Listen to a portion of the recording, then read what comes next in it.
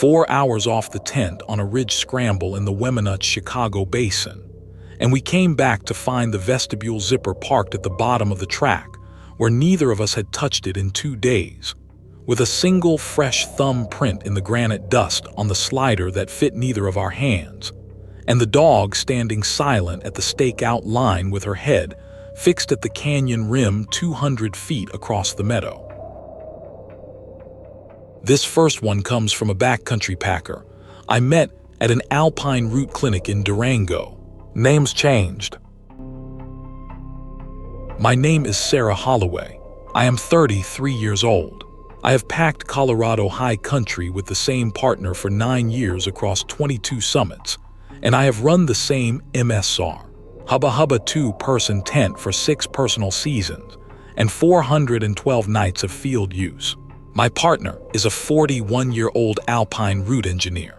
The dog is an 8-year-old Australian shepherd named Cordy, who has stayed staked at backcountry tents on her own for 200-plus contract days without warning, without barking, without resistance, every single time I have come back to her on the line. I am going to walk you through what we came back to on the bench above Twin Lakes on day 3 of a 4-day Weminuche backcountry permit. I am going to walk you through what was on the canyon rim 200 feet across the meadow when the dog stood up and turned her head. The photographs are on my partner's phone, with timestamps burned into the metadata. The Forest Service criminal investigator who took the file has the friction ridge analysis on a closed bench at the Columbine Ranger District. The friction ridge pattern on the vestibule zipper slider is human and is not in the National Fingerprint Database. The vestibule zipper of an MSR, Hubba Hubba, does not catch from the outside without a slider correction once the track has been dust loaded for 2 days. I have run that vestibule in the field for 6 seasons.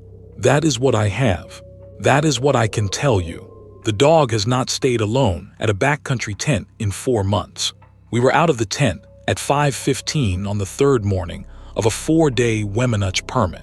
The bench above Twin Lakes outflow sat at 11,400 feet on a granite shelf in the spruce-fir Krumholtz transition, 20 feet wide, with the Sunlight Wyndham Ealis Cirque rising to the south and the canyon dropping away to the west across a meadow of cured grass and ice-laced moss. The first overnight dust of September snow held on the upper talus 1,000 feet above us. The basin air was still. The light off the eastern sky was the cold pre-dawn blue that Colorado high country gets in early fall before the sun clears the ridge. I boiled water on the canister stove, drank instant coffee out of the titanium cup, fed Cordy her morning ration, and laid out the day pack for the Twin Thumbs scramble. My partner broke down the cook kit. We were both in summit pack mode by 5:18, 1 liter each, the soft shell, the headlamp, the trekking poles. Cordy was clipped to the stake-out line on her 6-foot lead with food in a tin bowl, and a 1-liter Nalgene of water tipped open on the rock beside her. She had stayed alone at backcountry tents on the same setup for 9 years, and had not once moved off the line. I sealed the vestibule door from the inside at 5:22 on my wristwatch. The vestibule door on an MSR, Hubba Hubba, is a single D-shaped panel with a single full-length YKK zipper that runs from the bottom of the track to the top. My standing protocol on this tent for 6 seasons has been that the slider goes from the bottom to the top when the inside zipper sealer leaves the tent. Slider parked at the top of the track means the door is locked from the inside by the person who is now outside the tent. I parked the slider at the top. I crawled out from under the fly. We shouldered the summit packs and started up the bench toward the scramble approach at 5:25. Cordy watched us go without rising from the line. The cured grass crunched under our boots. The juniper resin off the spruce fir Krumholtz above the tent layered under the thin air cold of the bench. The Twin Thumbs scramble is a Class 3, with 1 Class 4 step ridge root up the spine of a sub-summit on the western flank of Wyndham Peak. The approach pitch from the campsite bench gains 1,000 vertical feet over a mile and a quarter through the upper talus apron and the Krumholtz fringe at the Cirque shoulder. We crossed the meadow at 5:30, traversed the Talus apron in the cold blue light by 6:15, and were on the lower ridge spine at 6:48 with the sun just clearing the Sunlight Peak shoulder to the east. The thin air cold of the 11,000-foot bench gave way at altitude to the dry mineral cold of the upper Talus, with cold granite dust rising under every footfall and the Krumholtz pine note thinning as the conifers gave out near 12,000 feet. My partner took the lead on the Class 4 step at 7:52. I followed clean. We were on the subsummit at 8:40 with a clear day to the south down the Animas drainage, and we sat on the summit slab for 16 minutes to log the route and eat the second bar. The wind off the Cirque was steady at the 8-mile-per-hour band. The basin holds on a calm September morning. The valley below was quiet in the way Weminuche valleys go quiet on a permit-issued weekday in mid-September. No other party voices off the trail system, no other camp smoke off the bench network, no other boots on the upper Talus. We were off the summit at 8:56, down the Class 4 step at 9:11, back across the Talus apron at 9:28, and on the last switchback above the campsite meadow at 9:34. From the switchback, I could see the campsite bench through the gaps in the spruce fir Krumholtz at 40 feet of elevation above the bench line. The tent was standing on the bench. The fly was correct. The bare canister was at the rock ledge anchor, where we had left it 20 feet east of the tent. Cordy was at the stakeout line. The juniper resin off the Krumholtz above the bench held. The cold granite dust of the Talus we had just descended was on our boots and our gaiters and our trekking pole grips. The morning was the morning. The basin was the basin. We started down the last 100 feet to the campsite. From the switchback, I could see Cordy at the stakeout line. Her body was facing west toward the canyon rim. Her head was facing west. Her ears were up. Her tail was down and still. She was not barking. She was not whining. She was not turning toward the trail off the Talus, where her people were coming back to her. She was not loping the line. She was not standing on the bowl. She was standing at the line with her head fixed at a point 200 feet across the meadow toward the canyon rim. I have come back to a backcountry tent on Cordy 9 years running. She has been on a stakeout line for me on 12 permits across 4 states. She has been alone at a camp for as long as 11 hours on one Sangre de Cristo trip. She has greeted me from a stakeout line at the same moment. I came into her sight line every single time. She has whined. She has loped the line. She has stood up on the bowl. She has put her head down and her front paws apart. She has done some version of working dog coming home for 9 years. She has never stood silent at a stakeout line with her head locked at a horizon line away from her people. I dropped the summit pack at the switchback rock anchor. My partner dropped beside me. We did not say anything. We walked down the 100 feet to the campsite bench at a normal cadence walk, because Cordy was on the line and her body said, "Do not run." I kept my eyes on Cordy. My partner kept his eyes on the tent. The thin air cold of the 11,400-foot bench mixed with the juniper resin off the spruce fir Krumholtz above the tent, and the cold granite dust from the upper Talus that we were tracking down onto the bench layered under both. The dog did not turn her head toward us as we came down the slope. The dog did not turn her head toward us as we crossed the meadow. The dog did not turn her head toward us as we reached the bench. The dog stayed locked on the canyon rim. We reached the bench at 9:37 on my wristwatch. The MSR, Hubba Hubba, was 20 feet from us across the cured grass. The vestibule door was open. The fabric of the D-shaped panel hung loose against the fly, folded down at the bottom corner where the slider had pulled it. I saw the slider in the corner of my eye before I crossed the last 10 feet. The slider was at the bottom of the track. I had parked the slider at the top of the track at 5:22 in the morning under my standing protocol that the inside zipper sealer goes top down. I crossed the last 10 feet at a normal walk because Cordy was at the line. I dropped my summit pack at the rock anchor 20 feet east of the tent. I crossed to the vestibule. The vestibule door fabric was held open by the slider's parked position at the bottom of the track. The fly was intact above the door. The guy lines on the south side were on the trekking poles, where we had left them at 5:22. I crouched at the vestibule and looked into the inner tent through the open vestibule. The interior mesh door was zipped from the inside. The slider on the mesh door track was parked at the top of the mesh door track, in the position I had left it from the morning. The mesh door had not been opened. The vestibule door, the outer door, the one a person reaches first when they come at the tent from the outside, had been opened from the outside, and the slider had been parked at the bottom of the track. My partner crossed to my left shoulder and crouched beside me. He did not say anything. I did not say anything. We looked at the slider together. He reached his right thumb to within an inch of the slider and pulled it back. He looked at his right thumb pad. He looked at my right thumb pad. We did not touch the slider. Cordy was at my left thigh now. She had crossed to my left thigh in the time it took us to cover the last 20 feet to the tent. Her hackles were flat. Her body was tight. Her head was still on the canyon rim. She was not looking at the vestibule. She was looking past us at the canyon rim 200 feet across the meadow to the west. My partner inventoried the campsite first because that is the protocol when a tent has been opened by a hand that is not yours. The bear canister was at the rock ledge anchor 20 feet east of the tent, untouched, locked, the food bag inside it. The trekking poles on the south side guy line were on the south side guy line. The ground pads inside the inner tent were flat at the angle we had laid them. The 2 sleeping bags were zipped at the foot. My notebook was on my pad with the pen clipped to it where I had left it at 5:22. The water bottle inside the tent was where I had left it. The headlamps on the gear loops were on the gear loops. Nothing inside the inner tent had been touched. I crouched closer to the slider.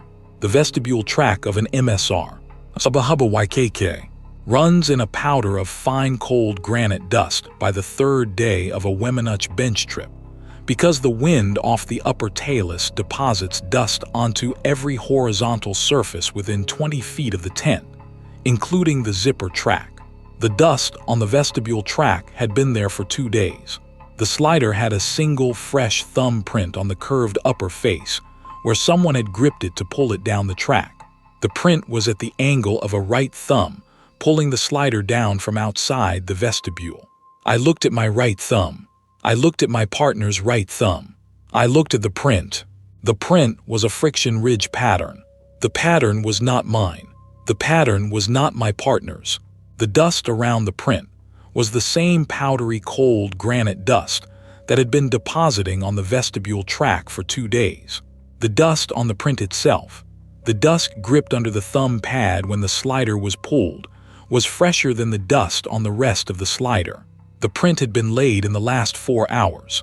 My partner pulled his phone out of his summit pack at the rock anchor and brought it back to the vestibule. He shot a macro frame of the slider with the thumb print at F8 with the timestamp burn in active. He shot a comparison frame of my right thumb on the slider for size and pad pattern reference. The pattern on the slider was 1.5 millimeters wider than the pattern on my thumb and 1 millimeter narrower than the pattern on his thumb. Cordy stood up off my left thigh and walked 5 feet west of the tent. She stopped on the bench with her head still fixed at the canyon rim. Her body was a straight line from her nose to her tail, pointing west across the meadow. Her tail was down. She was not growling. She was not barking. She had not made a sound since we had reached her at 9:37. I followed the line of her eye across the meadow. The meadow on the bench is 200 feet from the tent line to the canyon rim. The canyon rim is a granite shelf that drops off the western edge of the bench into the Twin Lakes Canyon for 600 vertical feet of Class 5 slab. The shelf has a cold granite dust talus apron at its eastern edge that runs 10 feet back from the drop. Standing on the talus apron at the edge of the shelf was a person. The person was facing us across the meadow. The person was wearing a tan-brimmed sun hat. The person was wearing a faded green soft shell with the hood down. The person was wearing dark trousers and brown boots. The person had no backpack. The person had no water bottle. The person had no trekking poles. The person had no day pack.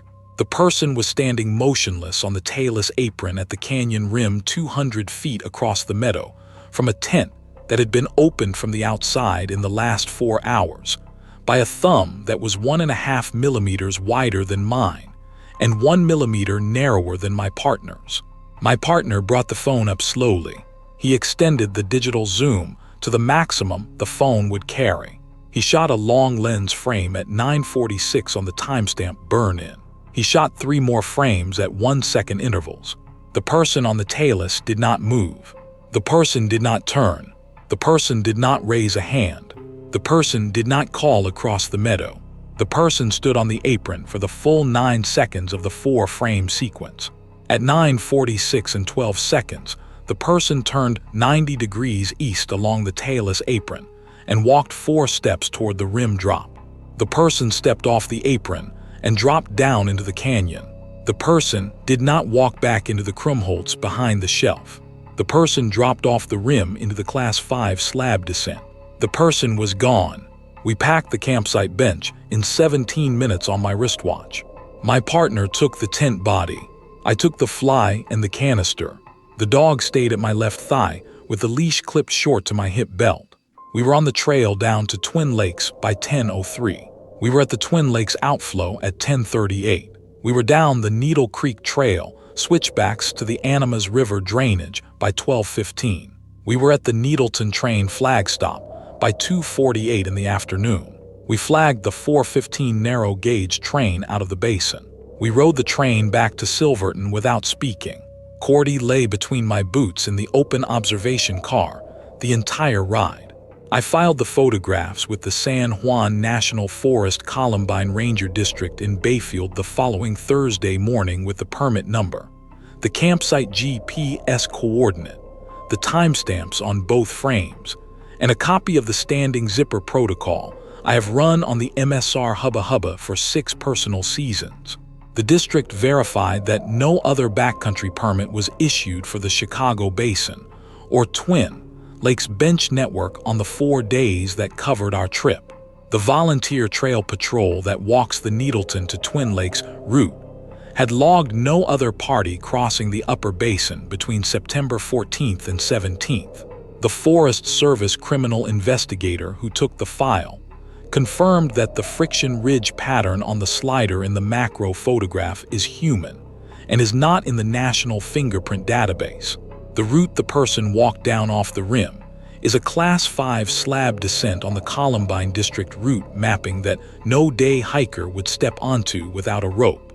No body has been recovered from the Twin Lakes Canyon in the 4 months since. No missing person report has been filed for the Chicago Basin in the 4 months since. The district has logged the campsite bench as a closed bench for the next season pending further investigation. Cordy has not stayed alone at a backcountry tent since the morning on the bench. She walks at left heel on a 6-foot leash on every contract day. She has done it without correction.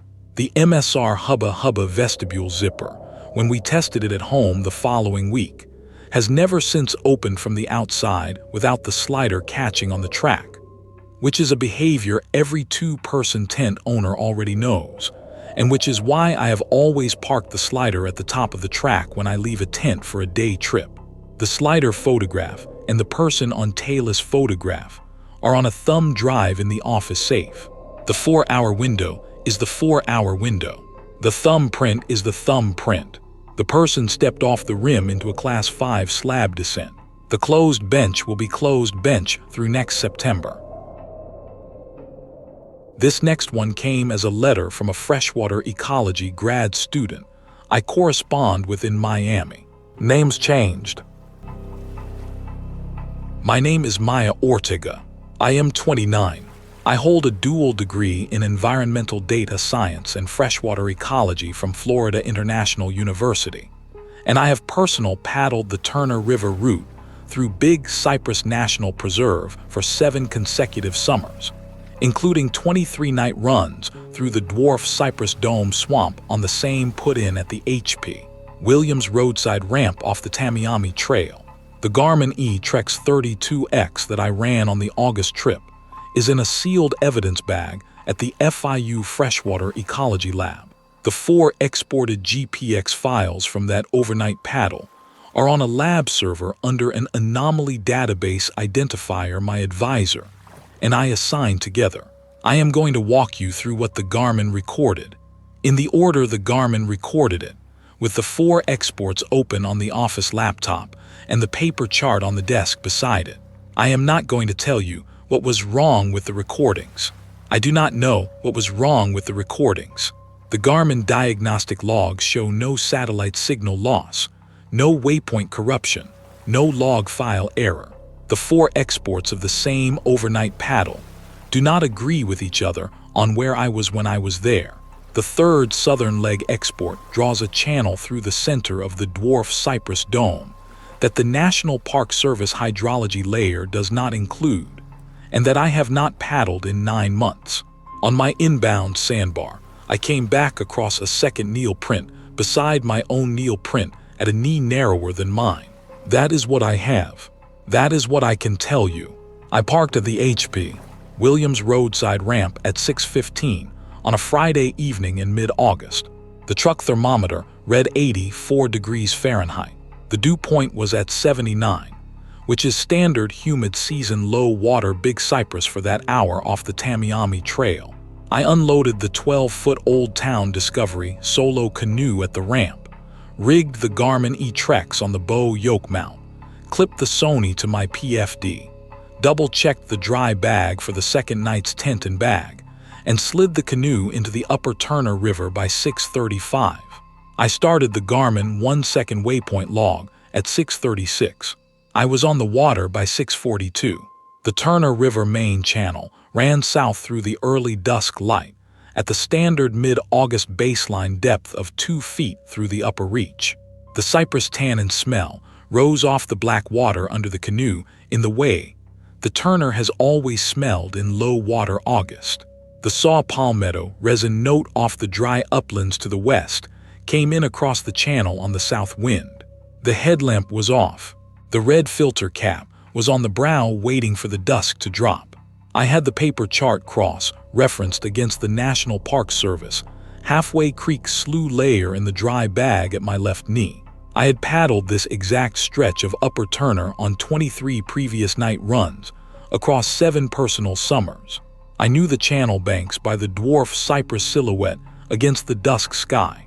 I knew the dome boundary at the south end of the main channel by the standard hairpin S-curve. The route makes through the dwarf-cypress at the boundary line. I reached the first dwarf-cypress strand boundary on the Turner River main channel at 7:38 on my wristwatch. The boundary is a visual marker.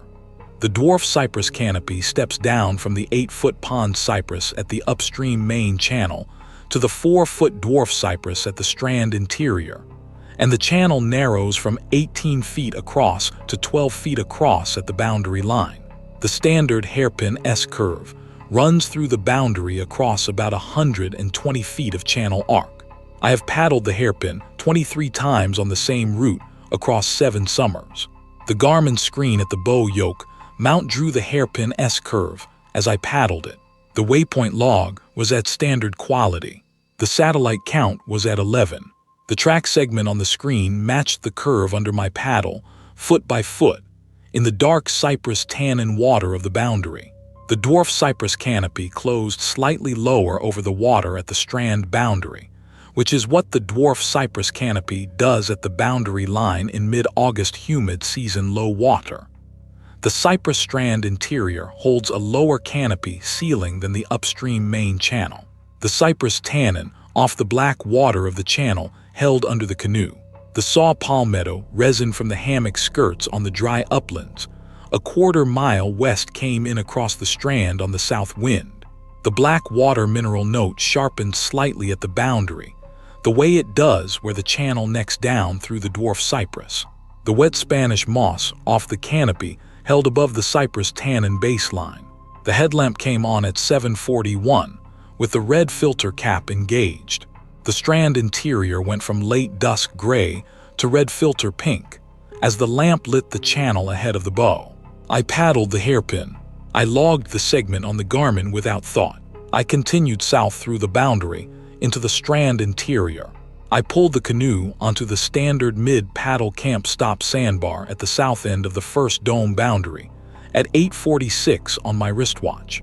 The sandbar sits on the east bank at a known coordinate I have logged on every previous trip. I stepped out of the canoe in calf-deep water, dragged the bow up onto the sand, and unclipped the dry bag to pull the paper chart. I set the chart on the canoe seat thwart with a pencil. The standard protocol on a night paddle is to overlay a pencil track of the Garmin exported GPX segment for the previous hour onto the paper chart to verify the route reading before pushing on. I exported the GPX for the hour and 4-minute segment from the put into the sandbar onto the Garmin internal memory and read the track on the screen. The track drew the standard hairpin S curve through the boundary at the standard coordinate. I penciled the curve onto the paper chart. I re-exported the same segment to verify the overlay. The second export drew the segment as a straight north-south line through the boundary with no hairpin, 0.2 of a mile shorter than the first export, exiting at a coordinate 20 feet west of the sandbar I was standing on. I held the Garmin steady on the canoe seat thwart. I did not switch the SD card. I did not change the satellite cohort. I did not move the bow yoke mount. I re-exported the segment a third time. The third export drew the segment as a wide eastward bow through the boundary, 0.2 of a mile longer than the first export, exiting at a coordinate 100 feet east of the sandbar I was standing on.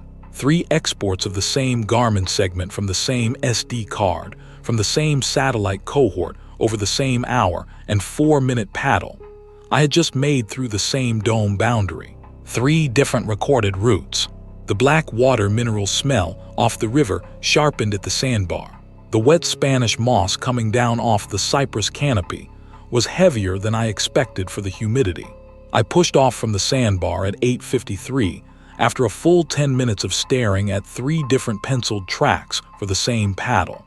I continued south into the Halfway Creek Slough complex, taking the standard south branch around the second dome boundary on my protocol route. The Garmin 1-second log was still active on the bow yoke mount. I let it run without re-exporting because the export protocol on a night paddle is to re-export at sandbar stops, not on the water. I reached the second sandbar at the entrance to the Halfway Creek complex at 9:42 on my wristwatch. I pulled the canoe up, set the chart on the seat thwart, and re-exported the southern leg.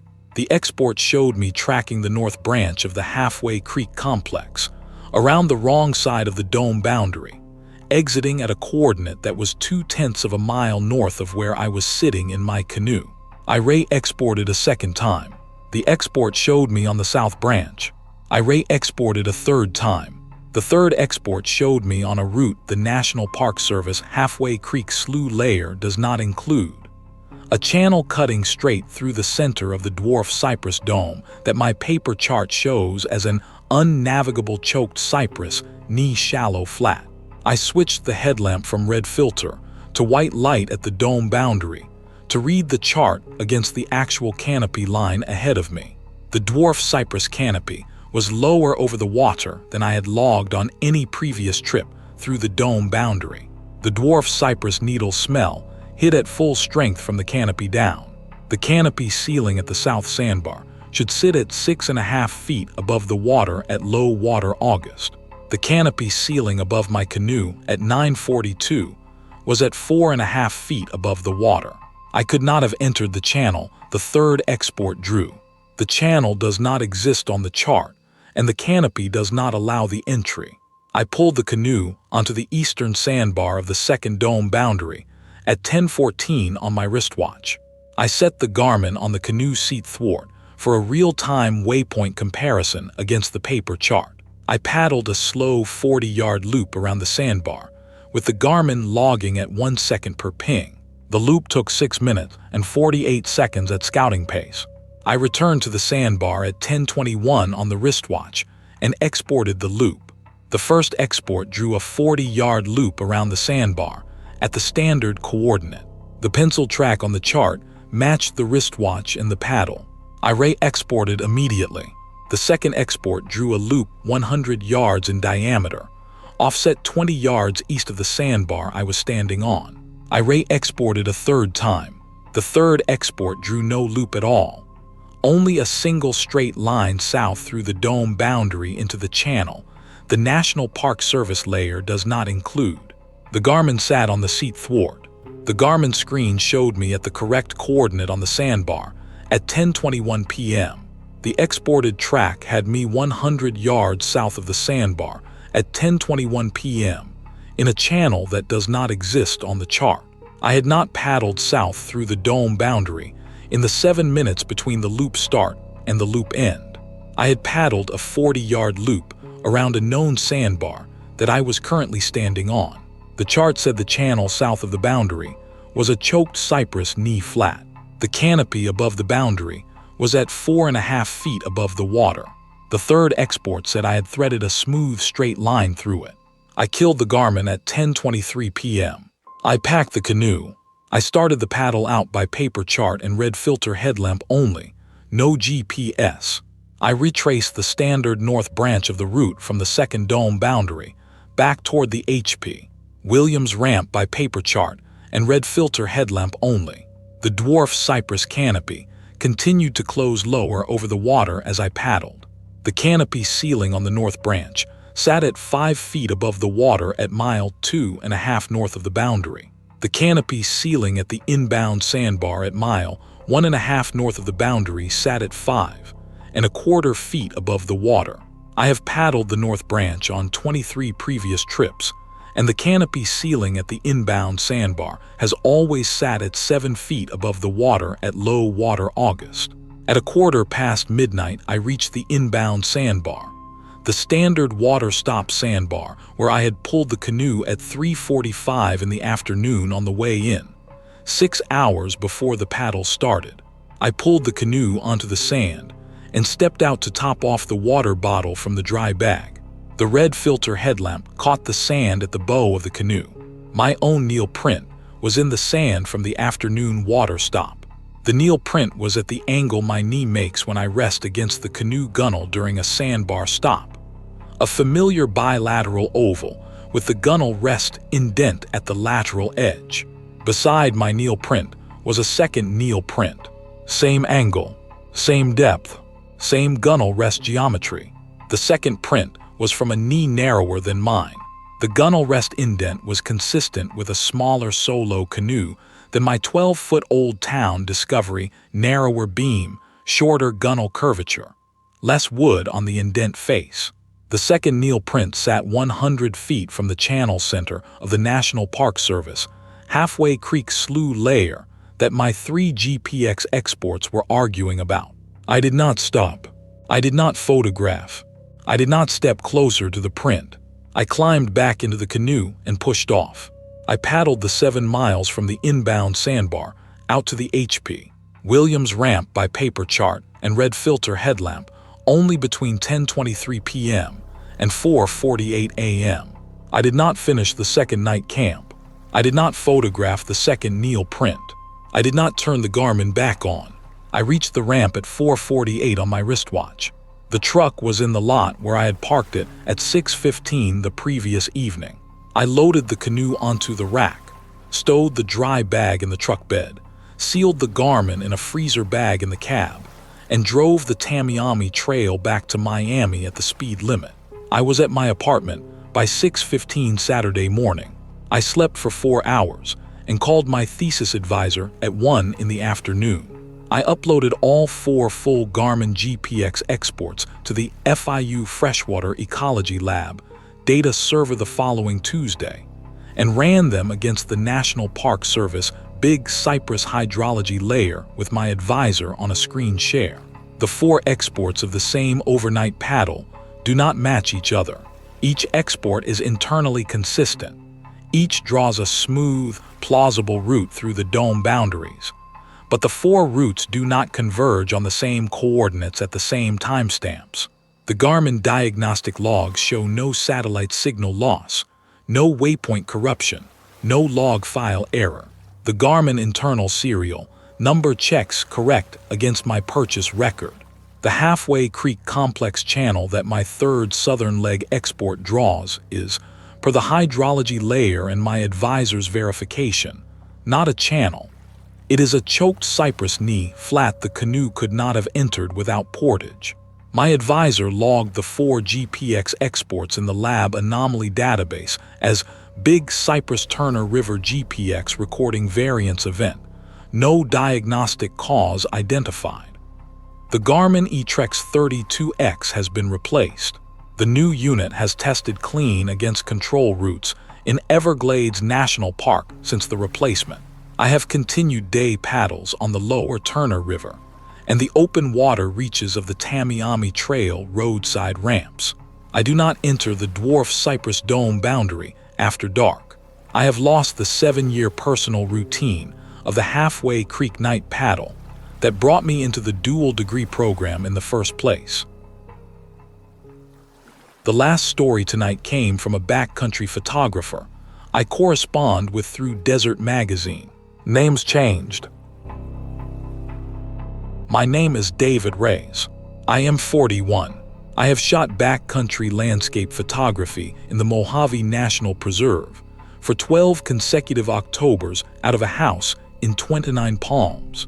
I have contract publication credits with Desert Magazine and a working relationship with the Mojave Preserve Interpretive Division on the Night Sky and Granite Cirque foreground composite work that has been my specialty for 9 of those 12 years. The Nikon Z9 that I shot the Boulder cluster on that night sits in my office. The SD card that recorded the stop-motion sequence is in the Preserve Interpretive Archive at the headquarters office in Kelso. I am going to walk you through what the camera recorded, in the order the camera recorded it, with the morning photographs and the biologist's written conclusion in front of me. I am not going to tell you what the tortoise was doing. I do not know what the tortoise was doing. The 47 frames on the SD card record a desert tortoise climbing a vertical and over vertical granite face under red headlamp illumination at 1 frame per second for 22 minutes between 2:01 a.m. and 2:14 a.m., with the timestamp burn in intact on every frame.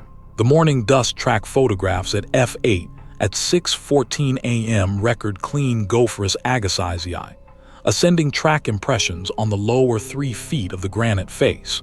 The preserve biologist's written conclusion to the interpretive division was that the captured behavior is not consistent with known terrestrial Gopherus agassizii locomotion physics.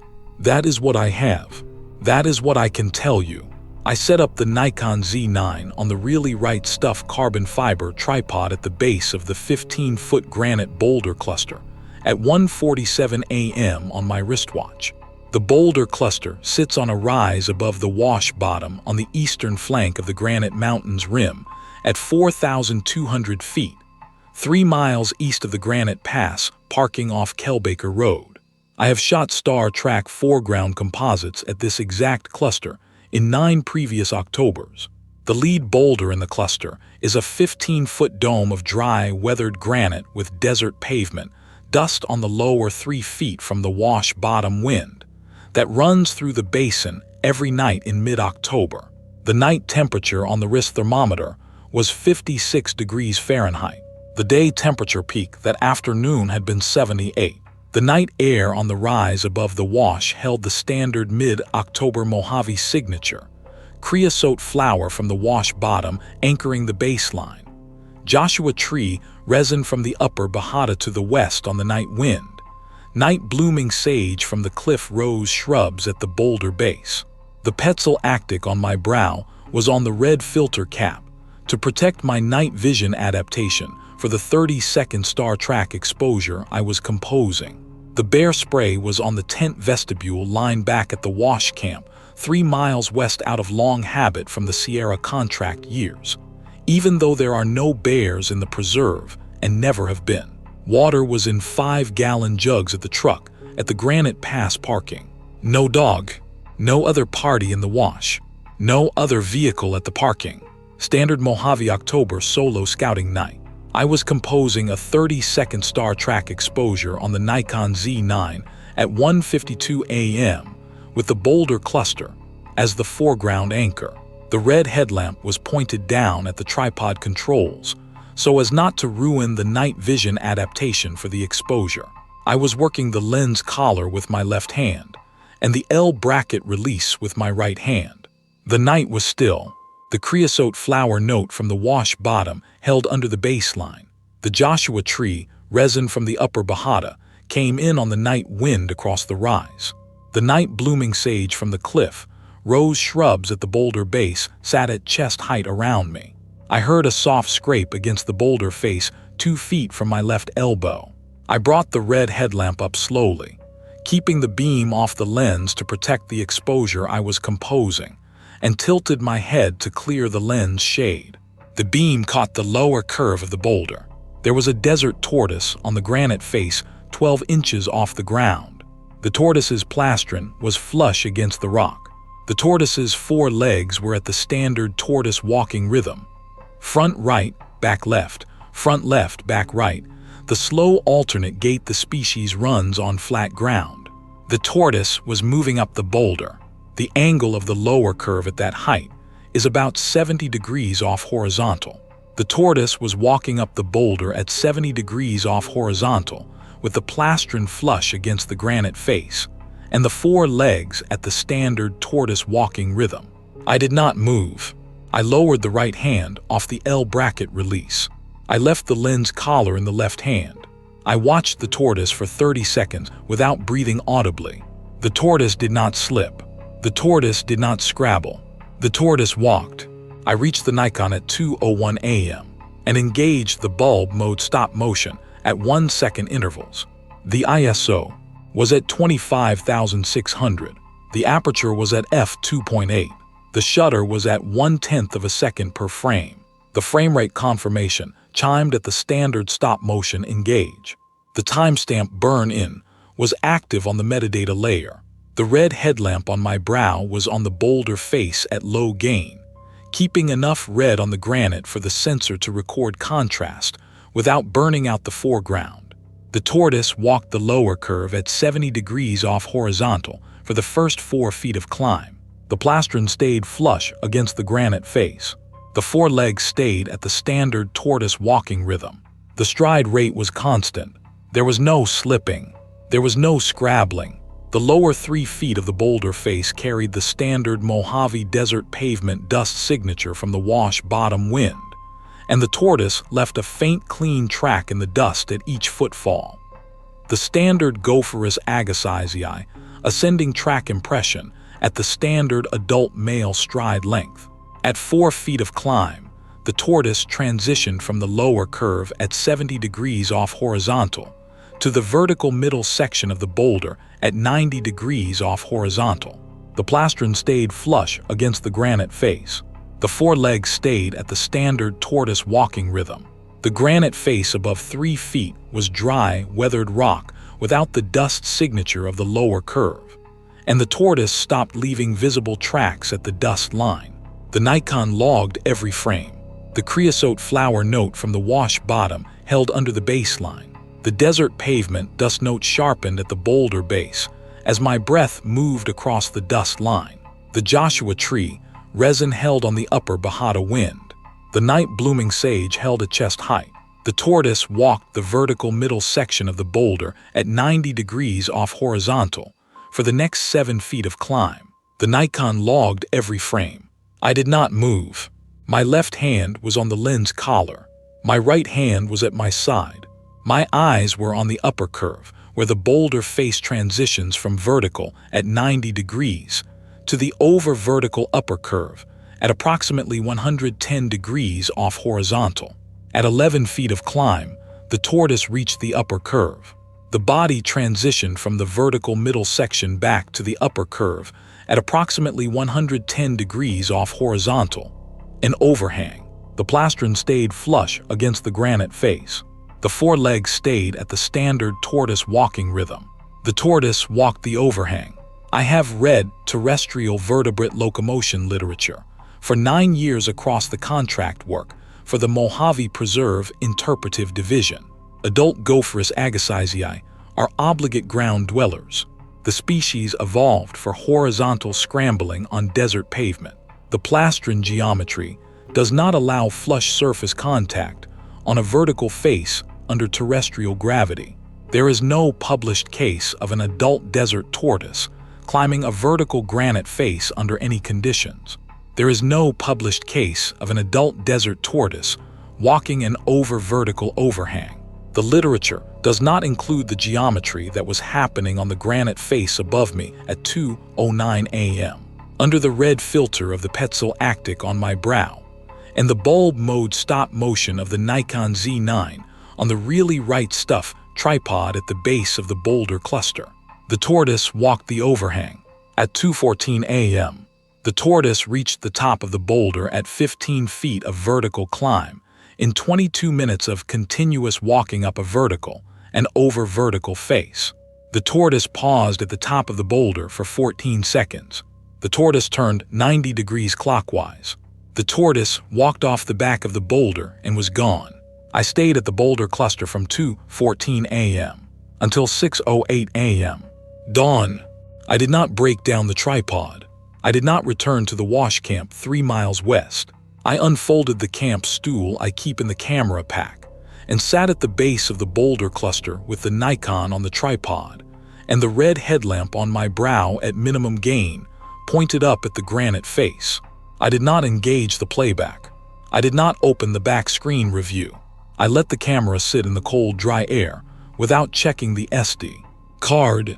The night air on the rise held the standard mid-October signature. The creosote flower from the wash bottom held the baseline.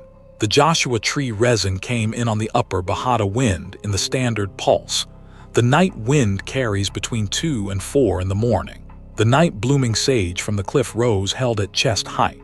The desert pavement dust signature on the lower 3 feet of the granite face held at the dust line where the tortoise tracks ended. The wrist thermometer dropped from 56 to 51 degrees Fahrenheit between 3 and 4 a.m. as the basin radiated heat to a clear sky. I did not move. I did not stand up. I did not walk back to the wash camp for water or the soft shell I had left in the tent. I sat on the stool. I watched the boulder. The boulder did nothing. The granite face did nothing. The upper curve and the vertical middle section and the lower curve at 70 degrees and the dust line at 3 feet did nothing for 3 hours and 54 minutes. At 6:08 a.m., the light off the eastern horizon was sufficient to read the granite face without artificial illumination. I stood up. I lifted the Nikon off the tripod. I walked the perimeter of the boulder cluster. I climbed the standard sand and talus route up the backside of the boulder cluster at 6:08 a.m. and crested the top of the lead boulder. There was no tortoise on the top. There was no tortoise on the backside talus. The sand and talus chute on the backside carried my own boot prints from the climb up and nothing else. I descended to the front face and walked the perimeter of the boulder cluster at 6:09. The wash bottom east of the cluster carried no tortoise tracks crossing it in either direction. The desert pavement north and south of the cluster carried no tortoise tracks crossing it. The only tortoise tracks at the boulder cluster were the faint, clean ascending tracks on the lower 3 feet of the front face of the lead boulder. I photographed the lower 3 feet of tracks with the Nikon at f8 and ISO 400 with the morning sidelight angling across the dust line. I shot a wide frame of the boulder face with the tracks in the foreground. I shot a macro frame of a single track in the dust at 1:1 magnification on the macro adapter. I measured the track diameter against the pocket reference card I keep in the camera pack. The track diameter and the gate spacing were consistent with a mature Gopherus agassizii adult at the 13 to 15 inch carapace range. The standard Mojave desert tortoise. The tracks ascended the granite face at 70 degrees off horizontal for 3 feet and then ended at the dust line, where the granite stopped carrying the wash bottom dust signature. There were no further visible tracks above 3 feet on the granite face. There were no tracks on the over vertical upper curve, where the tortoise had walked the overhang. There were no tracks on the backside of the Boulder cluster, where the tortoise had walked off after the 14-second pause at the top. I returned to the wash camp 3 miles west at 6:45 a.m., broke down the tent in 8 minutes, loaded the pack and the tripod into the truck at the Granite Pass parking by 7:30, and drove out the dirt road to Kelbaker and the highway to 29 Palms. I was at my office by 10:04 a.m. I copied the SD card to the office laptop and to 2 external hard drives. I did not open the playback until the second copy was verified. I emailed the stop-motion sequence and the morning dust track photographs to a Mojave National Preserve wildlife biologist I have worked with on 2 prior Desert Magazine assignments. The biologist confirmed the dust track photographs show clean Gopherus agassizii, ascending track impressions on a granite face at 70 degrees off horizontal, physically consistent with a desert tortoise stride, and asked for the original SD card for institutional verification, which I provided. The biologist's institutional review of the SD card 3 weeks later confirmed that the EXIF metadata is intact, the timestamp burn-in is correct, the ISO and shutter and aperture settings are consistent with the stated light conditions, and the 47 frames record what the photographs show. The biologist's written conclusion to the Preserve Interpretive Division was that the captured behavior is not consistent with known terrestrial Gopherus agassizii locomotion physics. The SD card is in the Preserve Interpretive Archive at the Kelso headquarters. The stop-motion sequence has not been published. The Desert Magazine assignment that month was completed at a different Boulder cluster on the western flank of the Granite Mountains. I have not returned to the eastern flank wash camp. The 15-foot boulder is still where it was. The desert pavement dust signature on the lower 3 feet of the granite face has been wind-cleared in the 10 months since the morning I photographed the tracks. The tortoise was not collared. The tortoise was not photographed before or after by any other preserve camera. The morning track evidence on the granite face was real for 10 months and is gone now, and the SD card is in the archive. 3 stories tonight. New stories every Wednesday and Saturday. Be careful out there. The country leaves its own evidence. Sleep well.